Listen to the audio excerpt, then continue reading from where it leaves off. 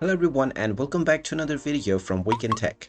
In this video, I'm going to show you how to delete your account on Disney+. So let's get started right away. First of all, open up your web browser and then in the address bar type in disneyplus.com and press enter. Now use your email address and your password in order to log into your account. And once you are taken inside the homepage, hover over to your account icon at the top right corner and then click on Account. Now from the account page, click on Manage with My Disney and then click on the Here button at the bottom section which says Manage your My Disney account details and log out of your devices.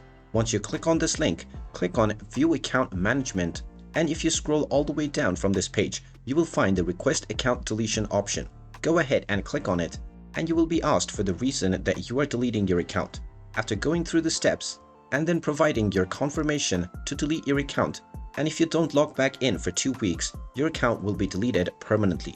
If you change your mind, you can log back in before 2 weeks has passed, and you will once again be able to recover your account. And there you have it. That is how easy it is to delete your account on Disney+. If you find this video helpful, make sure you hit that like button and subscribe to our channel if you haven't done so already. Also ring that notification bell to never miss another update from us. Thank you for watching and I will see you again in the next video.